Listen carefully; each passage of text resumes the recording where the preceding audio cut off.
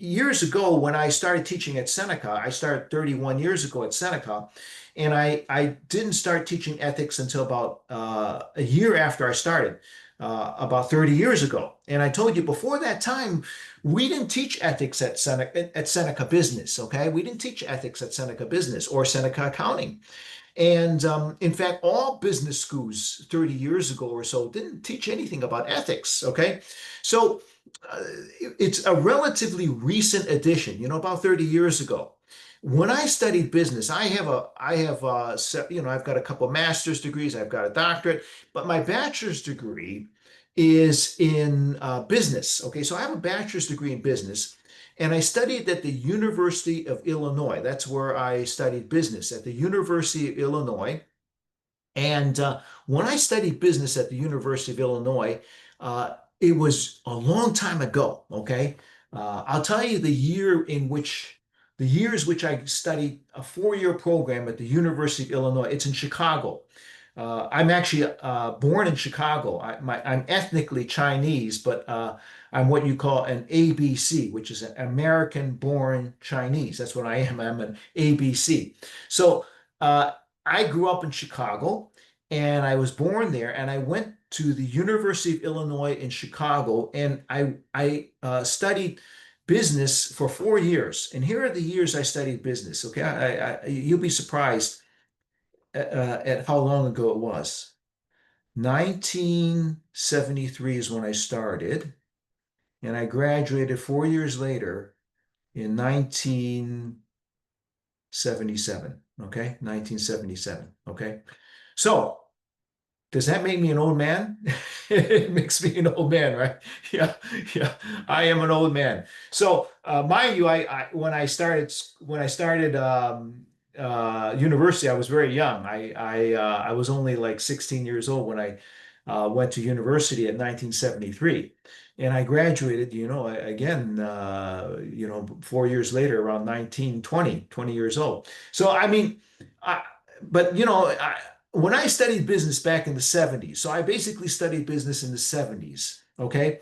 In the 1970s, all right, I took a lot of the same courses that you did. I took things like uh, business. I took studies like management. I took studies like organization behavior. I took some accounting courses. I took some marketing courses, and I took many of the similar courses that you're studying now, but there was no course on ethics.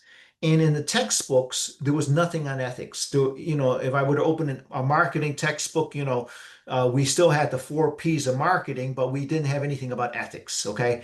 And if I opened the accounting textbook, we still had the debit credit system, but there was nothing about ethics. Okay. Today, in all of your textbooks, you've got something about ethics. Okay. So it wasn't until about 30 years ago, as I said, that we added ethics into business. Okay.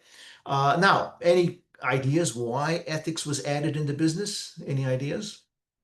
Why do you think suddenly business decided, oh, we'll offer a course in ethics? Any ideas why? Okay. Okay, I'll tell you why. Okay. Over the years, from the 70s up to present day, essentially there was a number of scandals. Okay. Business did some bad things. Okay. I'll give you the example of maybe the scandal that started it all. Okay. And so here's my next slide here. I put here ethics was added to business programs due to a change in public expectations. So the public expectations began to change.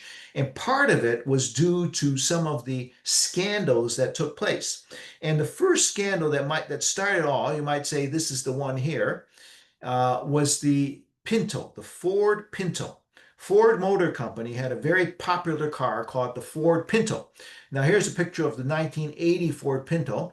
And the Pinto was in the late 70s and into the 80s was a very popular car. They sold millions of cars every year, and Ford was making tons of money on the car. The problem was the car had a design flaw in the gas tank. In the back of the car, there was the gas tank was positioned in such a way that if the car, for example, was sitting at a light, okay, and another car was to come from behind and maybe just to bump it, not really hard, but crash into it, couldn't stop. Boom, all right. Well, it would rupture the gas tank. The gasoline would spew into the passenger compartment of the car, and a spark from the ignition, from the collision, would ignite the gasoline and burn everyone inside the car. Okay. Oh, just terrible, right? But the worst thing was the Ford executives knew about it. See, the Ford engineers, they went to the CEO. Okay. The CEO of the time was a fellow by the name of Lee Iacocca. At that time, he was a very famous CEO. Okay. And in fact, they made a movie about him called Iacocca. Okay. So the Ford executive, Lee Iacocca, CEO, they went to Lee Iacocca and they said, Mr. Iacocca, we can fix this problem. They said people are dying. We've got people dying from this gasoline explosion and they're burning to death. But we can fix this problem. One solution is we can install this rubber lining, okay, rubber lining, and we can put this in the back of the car, and it will prevent the gasoline from exploding and burning everyone inside. $11 per car, approximately. Mr. Iacocca, shall we go ahead and do it? Do we have your approval? And Mr. Iacocca famously said, he said, no, don't do it. He said, people don't care about safety. People only want cheap cars, okay? Now, partially that's true, all right? Back in the 70s and 80s, we people like cheap cars. And did we care about safety? Well, I'll tell you, I mean, as I told you, I was in university in the 70s, and I was driving the university. I drove my dad's car, and it wasn't the safest car, okay? But at my time, we didn't think too much about safety, okay? And the cars in the 70s and 80s were not as safe as the cars today. If I got into a car accident in the 70s and got killed, that same car accident today, you might live because today's cars are so safe, or much safer. They design them with airbags. They design them with that when they go into collisions, they would collapse and protect the passengers inside. So very safe because people care about safety today. But back in the 70s and 80s, Mr. Iacocca said, oh, people don't care about safety, so don't fix it. Okay. So ultimately, the Ford executives made a decision. Ford executives could have fixed the problem for $11 per car, but it was cheaper just to let their customers burn. Oh my goodness. You look at this situation here. See, they estimated, there could be about 180 people who die every year. Okay, that's how they look at the statistics. Okay, and at $11 per car, it would cost us about 137 million per year to fix it because they were selling like 11 million per year. Okay, and so they said, well, they did this cost benefit analysis. Say, well, it'll cost us 137 million per year to fix the problem, but if we do nothing, the families will sue us. We'll have to pay out damages. And they estimate, well, we'll end up probably paying, about 49.5 million to do nothing and just paying out the families of the victims. And so they said, well, what's cheaper? Fix the car or do nothing? Well, they said, look, cheaper to do nothing. Only 49.5 million versus 137 million. Well, let's just do nothing. Okay. And it sounds terrible. You intentionally allow people to die and burn just so you can save yourself some money. But that's exactly the decision they made. Okay. And it was perfectly legal. I put here, crash tests were not required by the US government until 1977. That's the year I graduated from university, 1977. Okay. So I remember this. I remember this. I was a university student at the time. And I remember that, people, when they heard about it, they were outraged. Oh my goodness, they said, oh, how can Ford do this? How can the executives allow people to die and do nothing? And so that started to change people's thinking. And they started to think, well, maybe corporations should be better. They should care about life. They should care about society. They should care about human beings, right? Okay, so that's when it got started. Okay, and we had some other scandals. Someone mentioned Enron already in class. They said, well, Enron, you've heard about that because it's in your accounting textbook, right? Enron it was a high-flying company, energy company. Their stock went up to like $90, and then when they discovered some accounting scandal, in a couple months it just completely collapsed back in 2002. It went down to zero. 30,000 people lost their jobs, and countless others lost money because of their investments. And the CEO at the time, Ken Lay, who's mentioned here, see this guy in the picture here, and also Jeffrey Skilling, who was another CEO. They knew about the accounting scandal. In fact, they actually encouraged it. Okay, and the accountant, the chief financial officer, Jeffrey Skilling, he engineered this creative accounting, and essentially he hid away all the debt. But again, when it was discovered, Enron completely collapsed, and people were outraged and say, "Well, how can this happen?" And so Ken Lay and Jeffrey Skilling were sentenced to jail. You see the headline in this newspaper. It says 165 years in jail. Okay, he actually died of a heart attack before he went to jail. And people said, yeah, he got what he deserved. Okay, so again, these are some of the things that happened over the years that change public expectations. So about 30 years ago, business schools like Seneca said, well, maybe we should add an ethics course and help business people be aware of the ethical issues in business. So that's what we're talking about here. We're talking about ethical issues in business, and we're also going to talk about some ethical decision making, how to make good ethical decisions. Okay. So ethics is here for helping us to make good decisions, and to help us to be better professionals in our professional work life. Okay, some of you I think perhaps might want to be professionals. Anybody here want to be, for example, a let's say CPA, right? A professional accountant. Anybody here want to do that? I think some of you might want to try, right? Or some of you might want to be financial services professional. Those are professionals as well. Some of you might even want to go into human resources. They're human resource management. They're professionals as well, or banking professionals. I would even say that, yeah, even in entrepreneurship, you can be professionals. Okay, so professionals essentially are people in our society. Like doctors, they're lawyers, they're engineers, they're accountants, they're dentists, and these are all professionals. And if you want to be professional, you have to join the association, the professional association. And every professional association, like the medical association, they have a code of ethics for their doctors to follow. Okay. And it is important for every profession that the professionals follow the code of ethics. Otherwise, you get kicked out of the profession. Okay. And so I ask you this question: why is it that every professional organization requires their members to adhere to a code of ethics? Because ethical behavior, they say, is more important for professionals. Okay.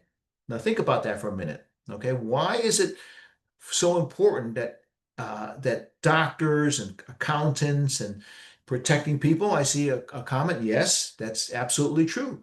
And let me ask you this question: who would you trust more? Your doctor, okay, or this guy, used car salesman? Okay. And I think all of you would say, you could say, I trust my doctor more, right? Okay. And the reason is, I say, well, why? Because in your own mind, you think doctors are professionals, they're trustworthy people, because you perceive doctors as trustworthy people, whereas salesmen, like used car salesmen, they're not trustworthy. I can't trust them. They're just out to make money off of me, right? But doctors, you're thinking different, right? So that's really what it's all about. We want to have every profession, like doctors, we want to have a reputation of honesty, of trustworthy behavior. Okay, that's why we have to have ethical behavior. Because if doctors act unethically, like used car salesmen, no one will trust them. Okay, so essentially, what we're saying is a professional is someone with specialized skills and training. They're licensed, they're certified to practice their profession. And why is ethical behavior more important for a professional? Well, it's because they provide an important service to the public, like medical services, financial services, civil engineers, and you must protect the reputation of the profession. I'll give you an example, even of engineers. Engineers are the people who, civil engineers are the people who build buildings. Is it important that we trust them? You bet it's important, because if I did not trust the civil engineer that builds the buildings, the buildings that like Seneca College building or buildings, office buildings, or even my house, okay? If I don't trust engineers to build my buildings properly, I would be afraid to go into the building during a storm, during, let's say, a big windstorm, right? But I feel very safe if the weather is bad, it's blowing high winds. If I go into Seneca College building, I feel very safe because I feel that building is safe and it will not crash down on me. And because I trust the civil engineer who built it. You know what I'm saying? So it's so important. These are important services. If civil engineers didn't do their job, well, buildings and bridges would collapse. People would die. Okay. If financial services professionals or accountants didn't do their job, the stock market would collapse, just as it did with Enron, because we can't trust the financial statements. Okay. So it's so important that we trust professionals because of the services they provide to the public. And we say that professionals have what we call fiduciary relationship. Fiduciary relationship means a relationship of trust. I don't know too much about medicine, okay? And so my doctor says to me, Mr. Eng, you need an operation for your heart, okay? If I don't give you this operation, you could die, or you will diminish the quality of life. You could die. And I don't know too much about my heart. I have to trust in the doctor's judgment. And if the doctor tells me I need an operation for my heart to save my life, well, I'll do it. I will do it, okay? Because I trust the doctor's judgment, okay? Of course, I'll think about it. I may do some, I may go on the internet to do some research, but ultimately, I trust that if the doctor tells me that, this is important, I would trust his judgment, okay? Now, you think about that in relation to, let's say, a auto mechanic. An auto mechanic is not really a professional. Sometimes they call them trade professionals, but that's a lower level. Okay. So once an auto mechanic said to me, I need to fix your air conditioning. You need to fix the air conditioning on your car. I said, how much? He says, $1,200. I said, whoa, that's a lot of money. I said, don't do it because I didn't trust him. I said, let me take the car back. I'll think about it. So I took my car back. And I took it to another mechanic. I took it to my friend's mechanic because my friend had a trustworthy mechanic. And I asked my friend's mechanic, how's the air conditioning? And my friend's mechanic said, it's perfect. He said, I tested it 3 times. It's cold, it's cold, it's cold, it's freezing cold. I said, well, what about the mechanic at the dealership? He said, they just want your money. Okay. So do I trust auto mechanics? Heck no, because they can tell me anything about the car. And, I don't know a whole lot about cars, right? And if they tell me I need to fix my air conditioning, if I trust them, I will waste my money. I give them $1,200 and they fix my car for nothing. You know what I'm saying?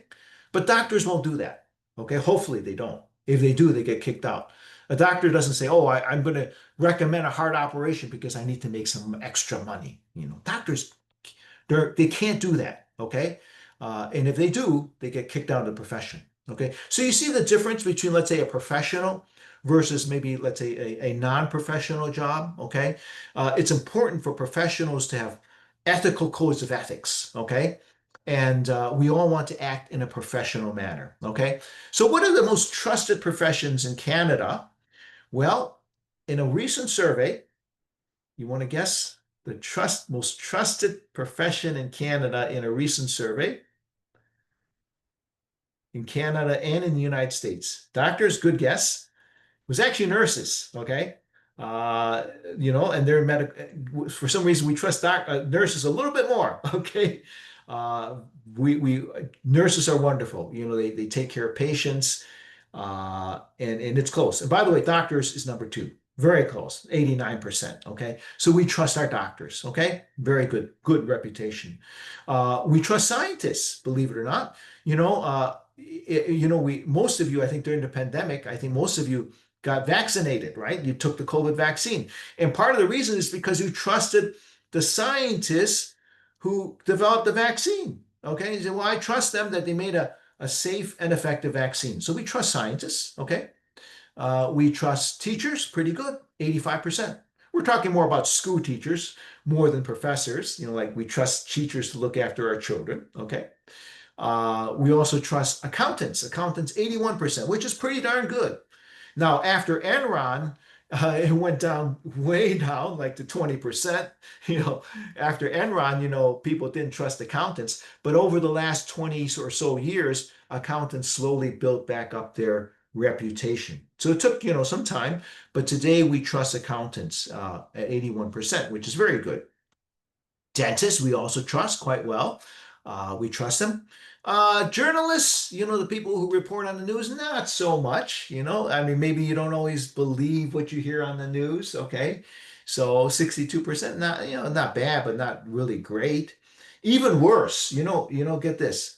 Lawyers on the survey, only 50% said they trust lawyers. And I myself found that surprising because I think law is to me, it's a great, well-regarded profession in my own mind. But for some reason, a lot of people don't trust lawyers. And someone here says it's because of social media. And I think you're exactly right. Also, because of dramas and movies, right? When you see social media, people often criticize lawyers, and often in Hollywood dramas and movies, they often portray lawyers as sleazy, underhanded people who want to take advantage of their clients, get money, right? They're dirty lawyers, right? So I think that affects public perception of lawyers. Okay, so that's what happened. And then there's business executives. We don't trust them as much. People maybe look at someone like Elon Musk and say, oh, Elon Musk has so many things and we can't trust the guy. And a lot of business executives are in that boat. So not always that trustworthy. This is no surprise. We don't trust the car salesperson, 28%. Used car salesman, even worse. Okay. But there's even, and by the way, car salesman is not really a profession, but I put it in there as a job. Okay. And there's another job that is actually less trustworthy than a salesperson or car salesperson, or even less trustworthy than a used car salesperson. You want to guess what that is? What profession or job do you think is the least trustworthy in people's minds? You want to guess? All right, I'll tell you. Politician. Okay. Politician, right? We don't trust politicians. They say anything to get elected, right? And the outgoing the past prime minister who just quit, police well, in North America, they're still quite trustworthy, okay? Police, a lot of people don't trust the police. That is true. But still the majority trust police. Okay. Politicians, no, because politicians, um, Justin Trudeau, who stepped down, he stepped down because the main reason was people said we can't trust him anymore. Okay. And because of such a lack of trust in politicians, because politicians, they say anything to get elected. And once they're in office, they make so many promises, they never follow through on their promises. So ultimately, people just don't trust politicians. Okay. So yeah, and that's basically where we stand. So when we think about trustworthy professionals like doctors, they have to adhere to ethical codes. Okay. And if we look at all the ethical codes, yes, when you promise something, you have to do it. And politicians don't always do that. Okay. And so when we look at ethical codes, we have commonalities. Okay. One commonality is honesty. Okay. So here is the medical code of ethics. And it's very small. You can't see it, but here, highlighted here, it says be honest. Okay. It says be honest. Okay. So honesty is so important. Another important commonality in all professional codes is putting the patient or putting the client first. Okay. And number 8 says caring for the patient, it says here, caring for the patient, regard responsibility to the patient as paramount. That means I put the patient's well-being in front of my own. Okay. I only do what's best for the patient, not what's best for me. Okay. And here is one excerpt from financial planners. Now, financial planners are supposed to do the same, okay? And not every financial planner does that, but here's the same thing. Put the client's interests ahead of your own. Now, what that means is, well, financial planners often make money by commissions. And the temptation is to kind of recommend financial products that pays me the most commission so I can make more money rather than recommending the product that is best for the client. See, so that's why they say theoretically what you're supposed to do is not to take advantage of the client, not exploit the client for personal advantage. I don't tell the client, here, buy this because it's good for you when it's really not. But I do it because I'm thinking to myself, I want to make more money, more commissions. Okay. But you're supposed to, as a financial planner, recommend what's best for the client, not what makes you the most money. Okay. So here's marketing code of ethics. Again, honesty is there because we say avoid false and misleading advertising, which is honesty. Okay. Human resources, similar things. Honesty is there. And also things like we talk about keeping secrets, okay? Confidentiality, that's in all codes of ethics. Remain confidentiality of information, okay? And here is an excerpt for the professional accountants. Now, if you look at the professional accountants, they emphasize what we call the public interest. Public interest means, I have to protect the interests of the public. I have to keep my reputation for the public because of Enron. The public suddenly mistrust accountants, and because of that, the public interest was destroyed, and therefore that could cause the stock market, like Enron stock, to collapse. And so, in this code of ethics, it says normally acting in the public interest is the same as acting in the interests of one's client or employer. So, in other words, normally, in most cases, if I put my client first or put my employer first, I serve my client or employer, I'm also acting in the public interest. However, sometimes, like in the case of Enron, when the boss says, hey, I want you to make Enron look profitable, even though it's not, okay, that's a conflict, okay? Because your boss is telling you, cook the books, put out misleading financial statements. In this case, the statement here says the professional's first obligation is to the public. Okay, and that means for example, at Enron, the accountant should have said to his boss, he said, "Mr. CEO, I can't do what you're asking me to do because this is misleading to the public, and it's wrong. It's misleading to the public." And of course, the CEO may say, well, then you're fired. Okay. And that's why it says here, it requires courage. Okay. So again, it's not easy always to act ethically because it means, got to be willing to lose your job. Okay. So yeah. So again, we have someone made a comment that marketers are not trustworthy. Again, yes, many are not. But if you really are part of a marketing association, you should be. And it's important that you do. Otherwise, you will lose and if you're a big company, otherwise you will lose the trust of the public. Okay. So here are some commonalities. We mentioned honesty, due diligence, doing a good job, loyalty, acting in the client's best interests versus self-interest. So, basically the order is we have self-interest on the bottom, making money for myself is on the bottom, is the last. Second should be, so I'm number 3, I'm the last. Number 2, the next person that goes ahead of my interest is the client's interest.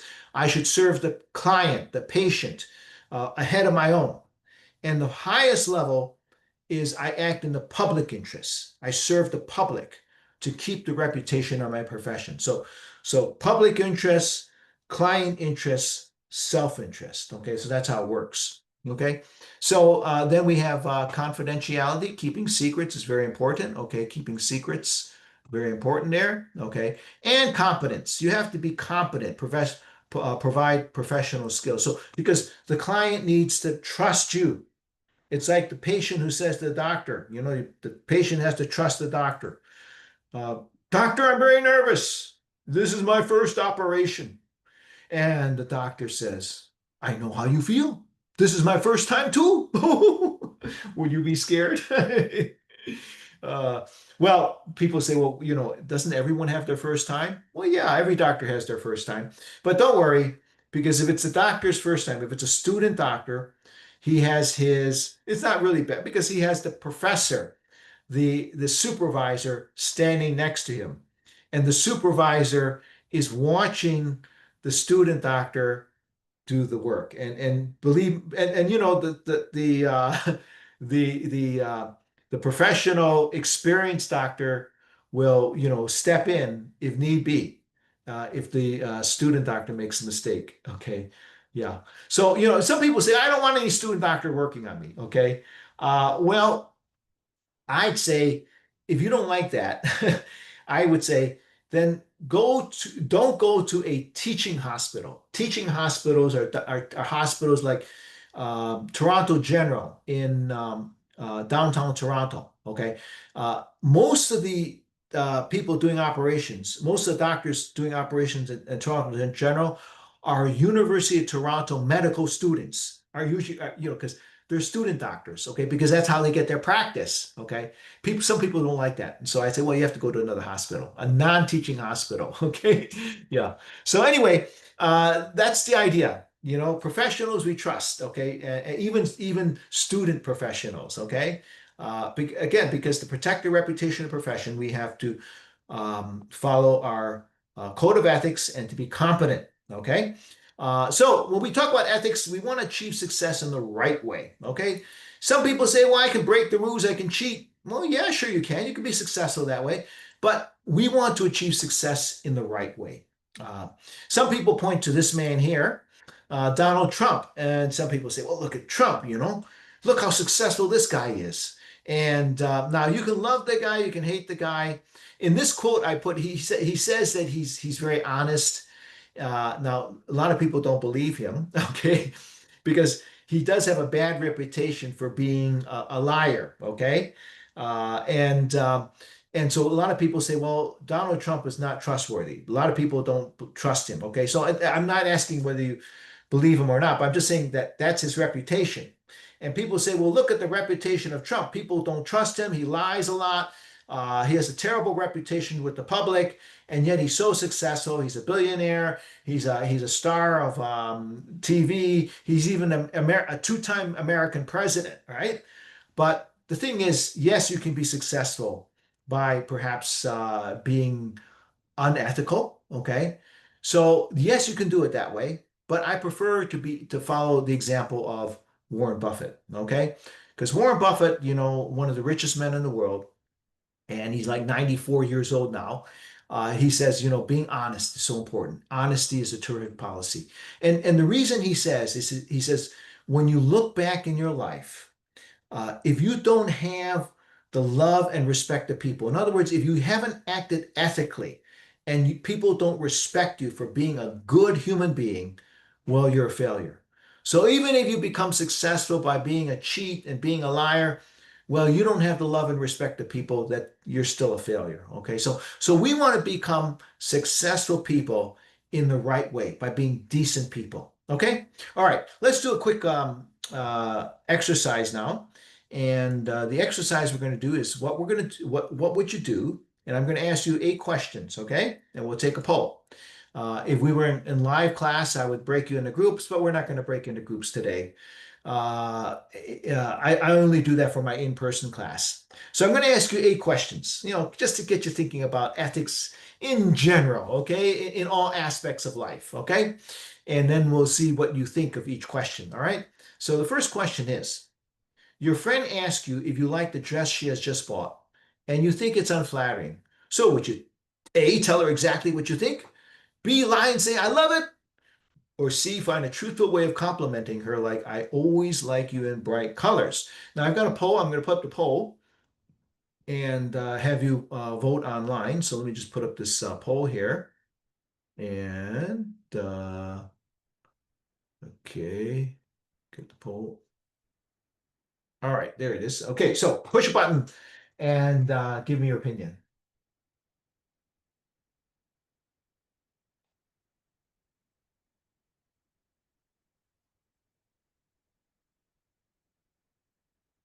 Everyone participate. Everyone participate. Uh, uh, no, if I just submitted it, because Oh, you submit? That's great. That's great. I got it then. uh, Yeah.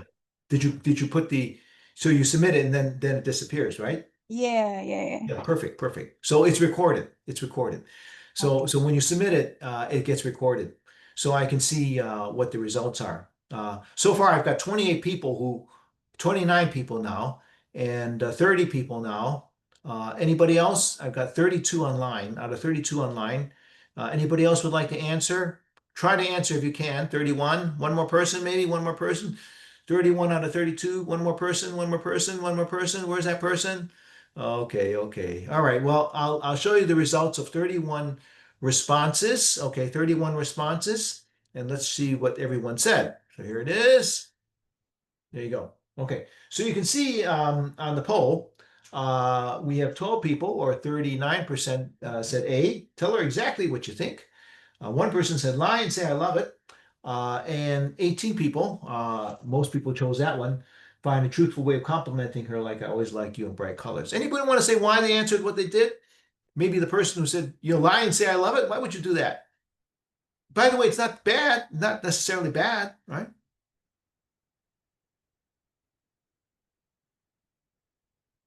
Well, just mentioning, lie and say I love it. Well, think about this. Um, if give you an example. Suppose my wife were to ask me, honey, does this dress make me look fat? And let's say honestly, I think, oh yeah, it does. So am I going to say, yeah, it makes you look real fat? Am I going to say that? Of course I'm not. Okay. Not only will it get me in trouble, but it's going to make her feel bad. Okay. Yeah. I mean, I can't be completely honest in that instance. Okay. So yeah, so some people may say, well, yeah, you don't want to hurt your friend's feelings, and I can understand that. Okay. So you might lie a little bit. It's true. Not everyone tells the truth completely 100%. I'll give you another example. If let's say you're at someone's house, your friend's house, let's say, and you're there for a dinner party, okay? And your friend cooks a dish. Oh, you just hate it. You taste it. Oh, it's terrible. You think that's what you're thinking to yourself. And your friend says, "Hey, do you like that new dish? I tried this new recipe. Do you like it?" And you can say, and if you're honest, completely honest, you say, oh, just terrible, terrible. But you're not really going to say that because you don't want to hurt your friend's feelings. Okay. So sometimes we aren't, we kind of hide the truth that's part of human nature, right? In terms of social interaction. Okay. Yeah, my friend can have their own case. So yeah, so I would say here, perhaps the best answers could be, well, C, find a truthful way of complimenting her, like I always like you in bright colors. We want to be honest, for sure, but we also want to show concern for your friend's feelings. Now, sometimes, in many cases, those of you who chose tell her exactly what you think, that could be right too, because sometimes you've got a friendship that's so good, you may have a really good friendship relationship with your friend that your friend wants you to tell the exact truth. And if you say, "Hey, I hate it," your friend's not going to take offense. Your friend will say, "Yeah, yeah, maybe you're right," or why, So that's why, yeah, some of the comment there, yeah, you tell her exactly what you think. Because if you had a close friendship, some best friends, they're always honest. And sometimes they even argue with each other, but they're still good friends. Okay. So it really depends. It can depend on the type of friendship you have. If you've got a really good friendship, by all means, tell her exactly what you think. Okay? How about this situation here? You notice that a coworker. okay, your coworker, is you know this coworker, it's not a friend, uh, is stealing from the petty cash, okay? So what would you do? Would you A, confront her and encourage her to replace the money? B, notify the supervisor, or just keep your mouth shut? Okay, so let me give you a poll for that one here. Okay, so what do you say there?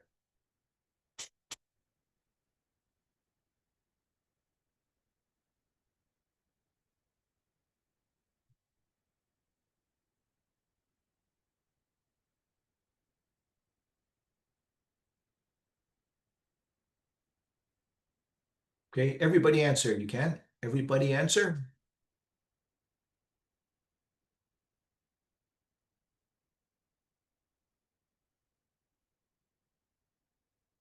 Okay, I've got 26, 27. We want a few more. 28, 29. How about a few more? Got 32 online. 31. One more. One more. All right, 32. Everybody answered. Fantastic. That's great. Okay, so let me show you what everyone said. And there you go. Okay. So the majority of you said, well, I'll confront her and encourage her to replace the money. And some said notify the supervisor, and and a few said keep it to yourself. I know in real life, actually in real life, it's easy to answer when you're just doing it in ethics class, but in real life, a lot of people just keep their mouth shut. Okay. I know that because, people say, oh, I don't want to get involved. I don't want to get involved. Right. But now some of you, the majority of you chose confront her and encourage her to replace the money. Anybody want to say why, or anybody have a comment about why you chose what you chose, or even notify the supervisor? Um, Yes. I chose the first one because I think sometimes some people they do stuff without really thinking about it because maybe the person really needed for other stuff. But since Okay. you confront her and just encourage her, like this is not the right way to do it. Just Yeah. talk to your supervisor if you need anything. This Yeah. you might lose your job. Maybe that will like change her perception or something like that, and she'll just think about it and then replace the money. That's Okay. why I chose. So you may want to give her a chance to change, right? To Yeah, to yeah, yeah. Yeah. Okay. All right. Yeah. I mean, yeah. Sure. I think a lot of people are thinking that way, just like you. I don't want her to get fired, right? And I want to give her a chance, right? So I think a lot of you would say that, and I understand that. So certainly, understandably, good answer. However, I would say here, if I had to choose the best answer, I would have to say it would be B, notify the supervisor. And because you've got a responsibility to report unethical, illegal activity, and that's what most companies would want you to do. Okay. Someone here says keep it to yourself. Uh, yeah, I think coworker does not want to do it if the person has other ways. I would keep it to myself and put my money in the pay. You would actually put money in the petty cash. Good for you. But the thing is, yeah, I know a lot of people would keep it to themselves. But what you're supposed to do is you're supposed to report it to the company. Now, it is true, I mean, it sounds bad in a sense because, if she gets fired, she probably will. She'll be in more financial difficulty, okay? And that's not good. But again, I would, your responsibility is not to the coworker, uh, unless she's a very good friend, you might confront her, but otherwise, I still would say, you're supposed to report it to the company. Yeah, I'll give you an example of in a school. One school, a strict military school. This was a case of a strict military school, and they had a policy. They said that if okay, of course it's wrong to cheat or to plagiarize. Okay, that's academic policy. That's wrong in any school, like Seneca, right? But they also had a policy which said if you know of someone who cheated on an exam or plagiarized on a paper, okay, uh, it is your responsibility to report that unethical behavior, okay? So, in other words, they say if you don't report it, and later we find out that you knew about it but didn't report it, you will also suffer punishment. Okay. And I read of a case where in a strict military school, that was their policy. And so a guy was roommate with his friend. Okay. And his friend, the roommate, he knew that his friend plagiarized on a paper. Okay. He knew about it. And he was caught. His friend was caught. Okay. And his friend was kicked out of the university. Okay. It was actually a medical school. He was kicked out of the medical school. And later they discovered that he knew about it, but didn't report it. So they kicked him out as well. Okay. So that seems very strict. Okay. But you can imagine that in that school, okay, by the way, they did let him back in later after they investigated more. The guy who did not report it, they taught they reconsidered the decision. They allowed him back into the school. But you can imagine in this school, there is no cheating, okay? Because if I cheat, someone's going to turn me in. Someone's going to report me, right? So that's why they do it, okay? Now, we don't have that policy at Seneca, okay? So fortunately, but I mean, you don't have to report unethical behavior, but in many companies, they do want you to report unethical behavior, okay? Um, Um, Professor, yes, I have a yes, question. uh-huh, I was thinking like if you talk to your coworker yeah, and maybe he or she stick to the decision, then yeah, that would be the second option to notify your supervisor since the person didn't just yeah, return the money or something like that. yeah. That's why I went in for the A. Okay. So you want to give her a chance first, right? Yeah. That's what you're saying. Yeah, I want to give her. Yeah, I understand that. Yeah. But again, we have to be careful. Sometimes if we confront the coworker, the coworker says, "Oh, I didn't do nothing," and the coworker might get mad or whatever. And then you report it to supervisor and she gets fired, your coworker is going to know it's you. Okay. And you may not want the coworker to know it's you, right? If you report it to your supervisor, you want to make sure you want to tell your supervisor, hey, don't mention it was me. Okay. Don't mention it was me. Okay. So yeah, anyway, but again, that's what you're supposed to do. In Canada's Wonderland, the Wonderland, the theme park, my son applied for a job and they asked a similar question like this. And my son said, I would tell my supervisor, and he got hired. Some other people in the interview, because they interviewed like three people at the same time, they didn't get hired because they said something else. Okay. So yeah, so again, companies would want you to do that. And that is essentially how you should behave in a company. Okay. Anything unethical, you're supposed to tell your supervisor. Okay. And it's their responsibility. Okay. Um, all right. Next question here. You know that your married coworker is having an affair with his secretary. Ooh, boy. At an office holiday party, you meet his wife. So what would you do here? Okay. Well, would you quietly tell his wife about the affair when she's alone? Hey, your husband's having an affair with the secretary. Just thought you should know. Just thought you should know. Okay.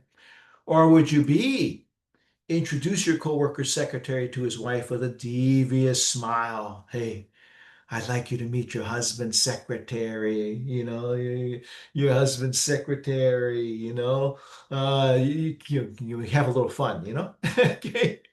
Or would you just pretend you know nothing? Okay. All right. So let's see what you would say there.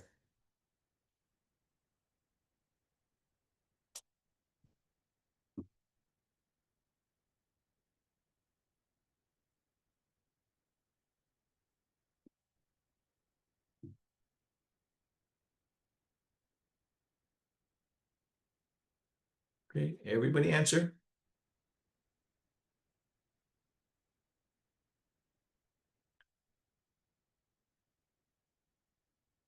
Yep. Someone said, it's none of my business what they're doing in their personal life. Yeah, you got a good point there.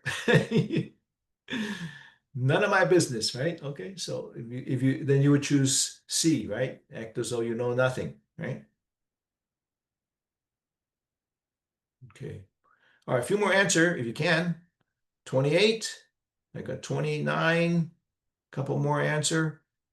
Answer 30. About three more. Three more answer. Three more. Three more. Three more.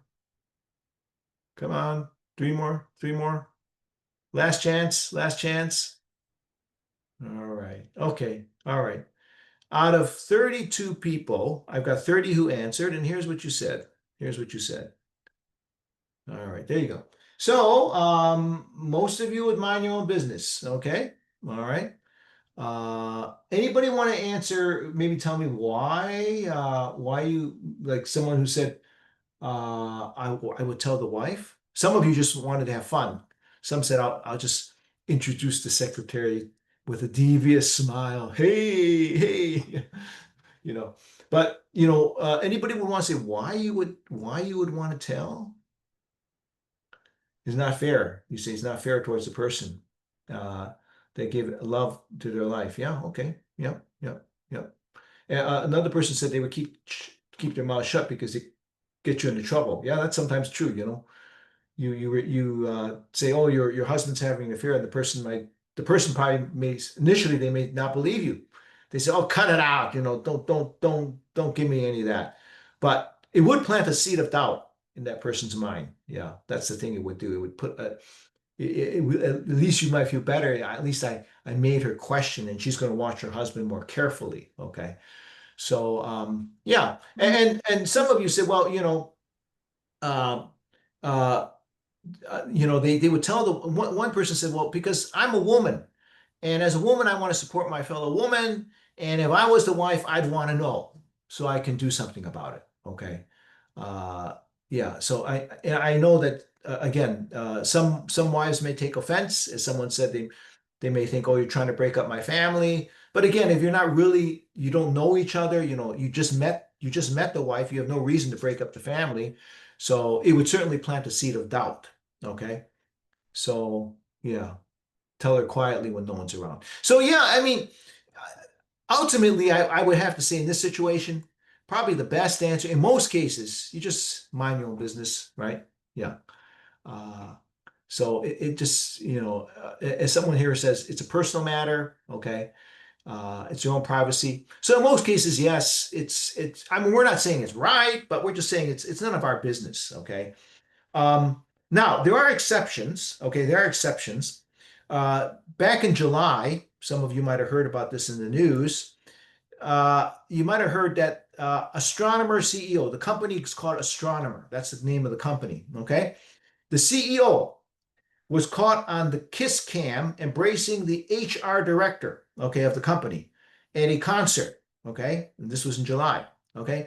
So the kiss cam is the let me just for a sec show you the slide. Okay. So the kiss cam basically is yeah. The kiss cam is basically, they look for couples, okay? And when they catch you on camera on the big screen, everyone can see it. See, everybody in the concert can see it, okay? And suddenly you're on the big screen, and everyone in the concert can see you, right? And what you're supposed to do is kiss for the camera, okay? Kiss so everyone can see it. But instead of kissing, this couple turned away and they started hiding, okay? And the comment from the lead singer was, he said, either they're having an affair or they're just very shy. Yeah. And guess what? They were having an affair, okay? Because they were both married to someone else, okay? They both had families, all right?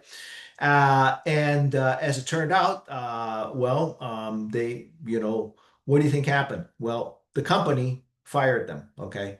So the company, in their statement, said, our leaders are expected to set the standard in both conduct and accountability. And recently, that standard was not met. Okay, so in this case, because it was the CEO of the company, okay, so his actions influenced the entire company. And so when the CEO is caught having an affair with another leader of the company, the HR director, that influences the entire company. So that has an effect on the company. So basically they fired them both. All right. So yeah, there are some exceptions. In most cases, you say nothing, but in this case, well, something had to be done. Okay. All right. Okay, let's go on to our next case here. Single friend tells you about a new boyfriend. You happen to know this man has been emotionally abusive, not physically, but emotionally abusive in previous relationships. Would you A, say nothing, B, tell her what you know, or C, discourage her from getting involved without saying why? Okay, so tell me what you think about that one.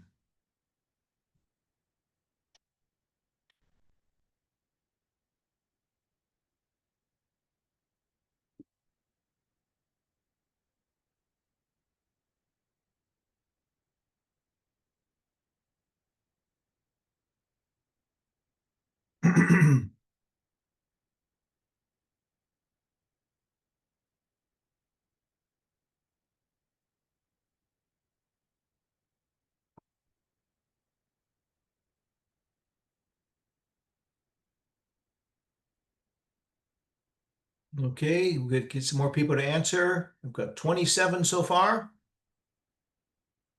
maybe a few more. 29.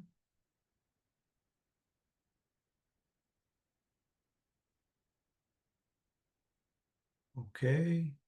Anyone else? I've got 29, maybe one or two more, perhaps. 30, great. All right. 31, good, good, good, good. Okay. So let me just show you what 31 of you said. And here we have the answers. Okay, so yeah. So most of you said you tell her what you know. Okay. And any comments there? Okay.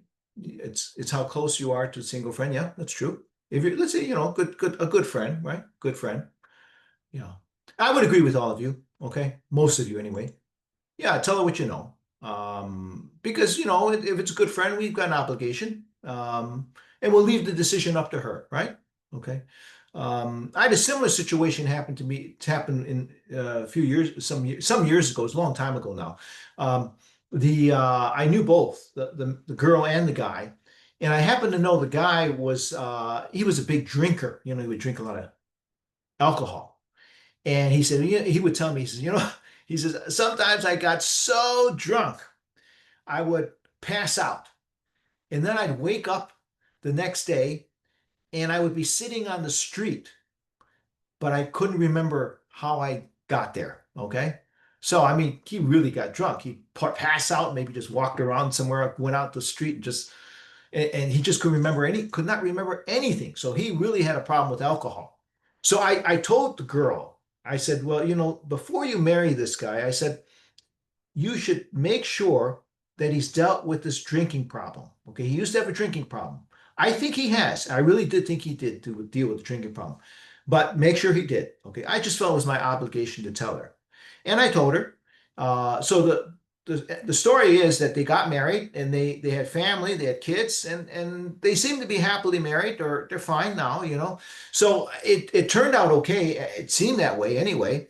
But I just felt it was my obligation just to let the girl know about the guy's drinking problem. Okay, so yeah, all right. All right, how about this one here? Okay, someone said, yeah, I told her once, except if she asked me first. Okay, all right, okay, I understand. I understand. Anyone a parent here? Suppose you have a teenage daughter is being unusually secretive, and you come across her diary while cleaning the room. Okay, so what would you do? A, dust it without opening it, hope that things will improve. Or B, read the diary, look for clues to your daughter's behavior. Or C, well, leave it alone, but plan to talk to your daughter later. Okay, so let's take a poll here. Put up. Okay, tell me what you think. Tell me what you think.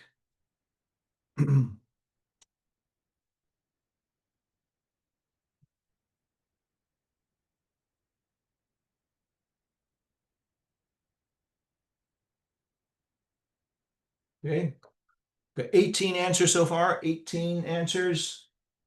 Anyone else? Anyone else? 24 now? 25?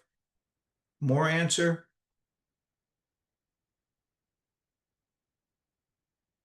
More answer? Okay. 20, 30? Okay. Anyone else? 30? Okay. Last chance? Okay. 31. Great. All right. So let's say 31 out of 33 people who answered the poll. Let me just show you what you said. And there you go. All right. So most of you would leave it alone, but plan to talk to your daughter later. Okay. Anybody want to say why they would read the diary? Or anybody, um, Um, yeah, go on. because I think as long as you didn't open it, you don't know what you plan to talk to her about. You have to just read it out and know what's actually in the diary or something like that before you take your Oh, decision. oh. So you think you really should read it so you know what the Yeah, situation is. Okay. yeah. Yeah, makes sense. Okay. And I know some mothers, are you a parent, by the way? Are you a parent? Yes, please. Okay, so yeah, as a parent, I think I know you feel you want to know about your son or daughter. I understand that. Okay, and someone here says you have a teenage daughter and son. Anytime I feel they're not normal, I just talk to them and ask whether they need help. That's nice. That's good. Yeah, teenage years is tough. Sometimes the teenagers don't always want to tell you what's going on. It's tough. So yeah, but if you have good relationship with your kids, good for you, because not every parent has an open relationship with their children. Okay, and it is true. The other problem someone had mentioned that if if you read it, the problem with reading it and later they find out about it, oh, that's not good, right? Because I've had students, maybe this happened to one of you. They were the daughter, okay, and she said, "My mother read my diary." Okay, I think it was at least two students in some of my past classes. Maybe it happened to someone here. And I said, "Well, what happened? How did you feel about it?" And one student said, "Well, at first I was very upset, but eventually I forgave my mother." That's what one student said. So she understood and she forgave her mother. But another student actually still has problems with her mother. Okay, their relationship is not that good. So yeah, we got to be careful. Okay, we got to be careful. Okay, so that's why I would say that ultimately we want to respect confidentiality. Okay, just as we do in professional settings. So let me just okay. So we want to respect confidentiality, especially in professional settings. Just like the only there are exceptions, and the exception is this last point here. It's justifiable. It's justifiable to break confidentiality. Uh, oops, oops, go back to that. It's justifiable to break confidentiality when a person's safety is at stake or if you're reporting illegal activity. Okay, so for example, in a case of let's say you're a professional, let's say you're a doctor, okay, and let's suppose one of your patients is on trial for murder, okay, is on trial for murder, and you are called to the witness stand as because you're the doctor, and the lawyer asks you, what did your patient say to you about about this person who was murdered? Okay. Now, normally as a doctor, you are supposed to keep secrets between you and your patient, but in a court of law, when we're dealing with a case like murder, well, in this case, you're justified to break confidentiality and to tell the court what your patient said. Okay, so sometimes it is justifiable to break confidentiality. And let's say if you're a parent, well, if you're worried that your kid is in illegal activity, or maybe you're afraid that your son or daughter's safety is at stake, maybe you're worried that they may commit suicide or something like that, something very serious, well, in that case, it's justifiable to break confidentiality. So yes, you can break it, but I would say you better have a good reason to do it. Okay? All right. Okay, couple more here. This one here, you go to your friend's yard sale and you see her sell a toaster oven with defective wiring. So what would you do here? Urge your friend to inform the buyer, or be informed by yourself, or just keep quiet. Okay, so let's see what you would say there. Pick one.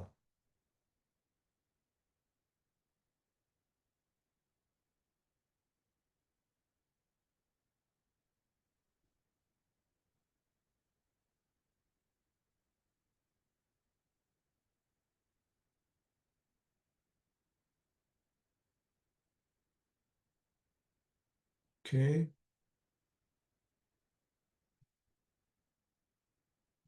Answer if you can. I know someone said that the poll didn't show up on their screen. I'm not sure why, but yeah, but if you see, it should show up. And answer if you can. If the poll doesn't show up on your screen, just type it in the chat what you would choose.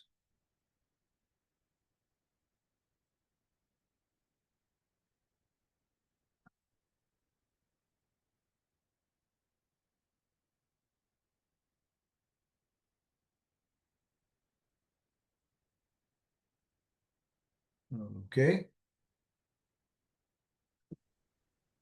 All right. Anyone else? I've got 29 who answered. Maybe a couple more. Anyone else out there? Okay, 30.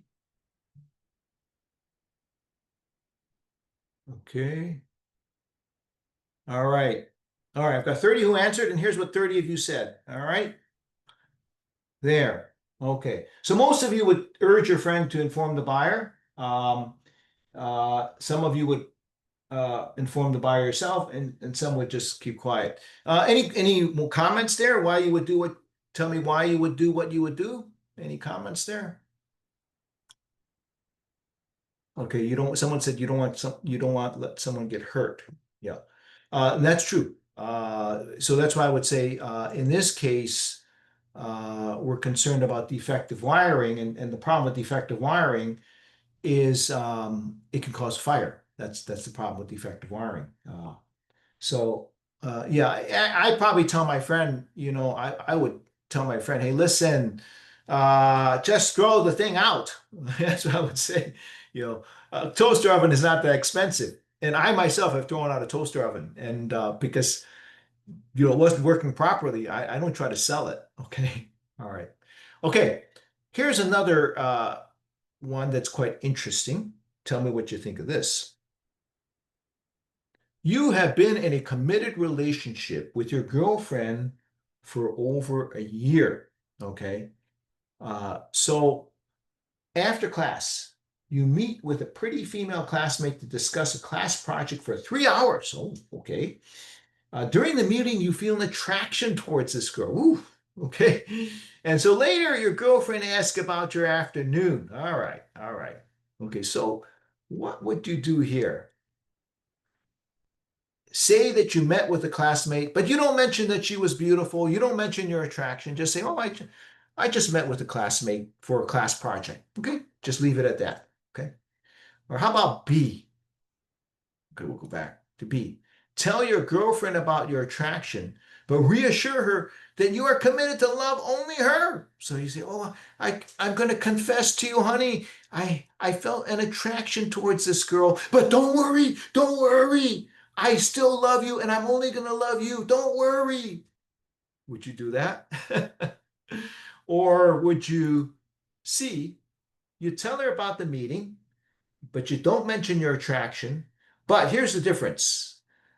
You resolve in the future to not meet her at all, or meet her only briefly. So in other words, C is basically you don't tell your girlfriend about the attraction, but you resolve to avoid temptation. Okay, so you tell the classmate, I'm sorry, I don't have time to meet with you, or we can only meet in between classes. We only got 5 minutes, or let's just email, so that's the thing. You're trying to avoid temptation. So that's what C is about. Now, the other thing I want you to think about it this way.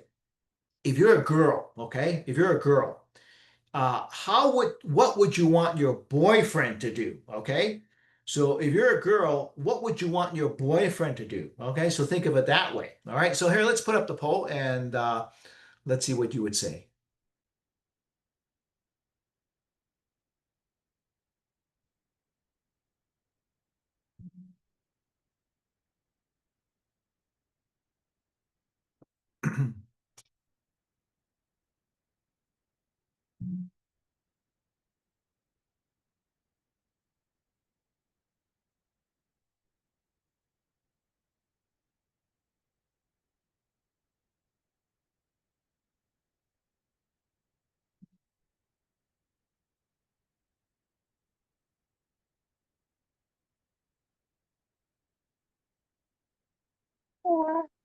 Yes. Question? Yeah. Yeah. Did you have a comment? Comment? Okay. I've got 29 who answered and 30 now. Okay. Anyone else want to answer before I show you the results? Okay. So, all right. All right, 30, okay, 31 answer now. Okay, great, fantastic. Okay, so let me show you what 31 of you said. Okay, all right, there you go. Okay, so most of you say, well, I want to avoid temptation. Okay, how about any comments here? Anybody want to say why you answered what you said? Any comment? Yes. Because since I'm a girl, I feel like C is the perfect answer because there's no need to like let the lady be aware of it because she's gonna get mad Yeah. about it. So C, I think C is the best answer. Yeah, yeah, and that's true. Because if you're the girl, and your boyfriend says, "Oh, I was attracted to this girl," and you probably feel quite jealous, right? It make you feel bad too, right? It make you feel bad, right? Uh, some girls, and a couple of you answered, "I'll tell your girlfriend about the attraction, but reassure her." So, in my in-person class, someone said, "Well, I want to know, and I won't get offended. But we have the kind of relationship. We're open, we're honest, and it's no big deal. But just tell me." Now, not too many people have that kind of relationship, okay? So, most men actually most men would choose the first one. Most men would say, "Oh, I met with a classmate," but that's it. They're not going to say anything. "Oh, she was gorgeous." They're not going to say, "Oh, I felt an attraction toward her." Most men won't do that kind of thing. They just don't want to get in trouble. Why mess with, why mess with it, right? And again, if we tell the girl, it makes her feel insecure, as someone said, and yeah. Someone here says how the relationship going only depends on me and the partner. Yeah, sometimes attraction is caused by appreciation between people. That's normal. Yeah, it can. Yeah, the fact is, attraction can happen. The question is, you have to what you do about the attraction. So as long as you don't act on the attraction, like the earlier situation with that CEO and his HR director, right? As long as you don't act on that attraction, you're okay. You know what I'm saying? Yeah. So that's why sometimes C is good because you want to avoid further temptation. Okay. So yeah, but it's interesting to discuss this, and I appreciate all your honest answers. I like the feedback. Okay. So that's why I would say here in this situation, um, assuming you want to remain committed to your girlfriend, you need to do all that you can to avoid the temptation to stray, right? So you may not want to tell your girlfriend about the attraction because that's going to cause her to feel insecure and jealous, and that is the case with many girls. Okay, so yeah, so there you go. All right, let's go for one more here, and this one is a grocery store clerk. Okay, who has just been nasty to you accidentally gives you $20 too much change. So what would you do here? Would you A, return the money right away, B, give the money to charity, or C, keep the money on the grounds this serves the clerk right? So answer this honestly. If you want to keep the money, go ahead and keep the money. I'm not going to hold it against you, okay? And besides, the poll is anonymous, all right? So I don't know who answered what, okay? So go ahead and answer honestly and tell me what you would do.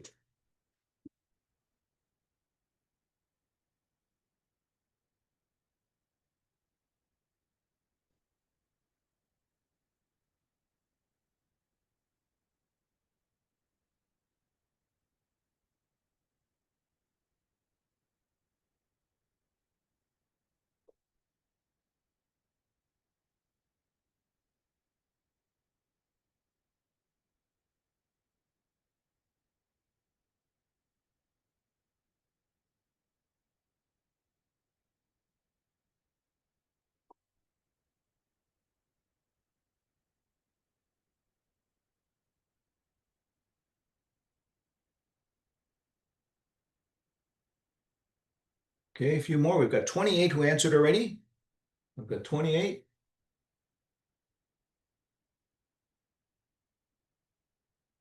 Now I've got 32. One more, maybe? I got 33 online. So maybe that one last person, maybe that person also can't. Someone mentioned that they can't. Oh, we got everybody who answered. Fantastic. Okay. So here's 33 people. Let's see what you said. There you go. All right. So many of you chose, you're good people. I'll return the money right away. Good for you. Okay.